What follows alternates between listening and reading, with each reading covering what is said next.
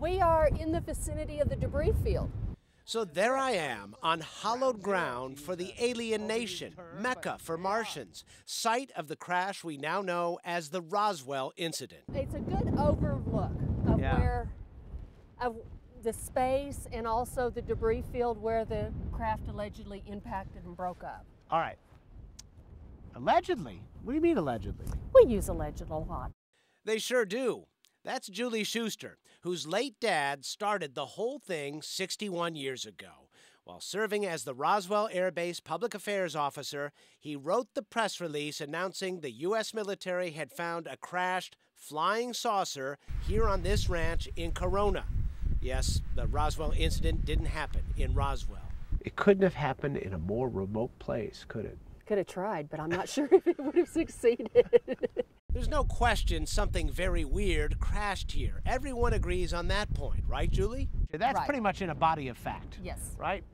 So I take back my alleged. All right, take back that alleged. Are we ever going to know for sure what happened here?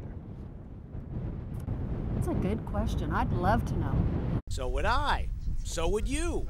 So would this guy. I'm 99% convinced. It's not a belief. Oh, I forgot. Don Schmidt knows what happened. He's gumshoed Roswell for years, churning out 3 bestsellers with a made-for-TV plot. A thunderstorm, a crashed alien spacecraft, 4 diminutive alien bodies, everything brought to this hangar, then spirited away in the dark, and of course, a massive government cover-up. What's your theory on why the government doesn't come clean? I remain convinced that it is still a cover-up of ignorance. Our government ignorant? I guess that's not an alien concept. I saw Independence Day. There's no recovered spaceship. Excuse me, Mr. President. That's not entirely accurate. Truth be told, over the years, the Pentagon has provided a case study of how not to put out a brush fire on the grassy knoll. First, they said it was a saucer, then a weather balloon, then a secret nuclear explosion detector, then finally, a parachute test using crash dummies. The Air Force research did not locate or develop any information that the Roswell incident was a UFO event, nor any indication of a cover-up. They called that one the Roswell Report, case closed. Case closed, right? Case closed? No, clearly not. You just don't spend 20 years talking to, eyewitnesses, describing everything contrary to the official explanation, and say you're all lying.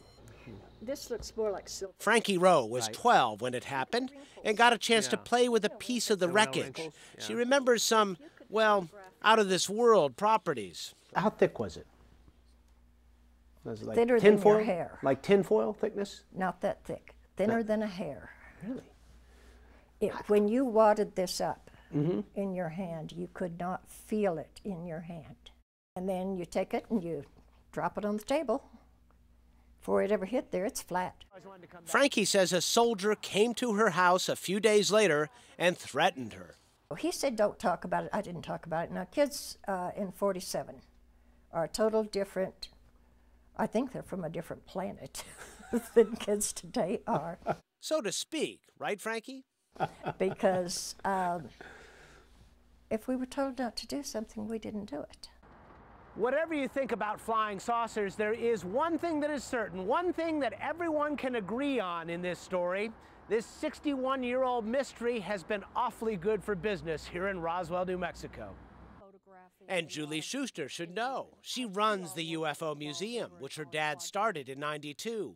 160,000 now beat a path here every year, and there's a $25 million new building in the works.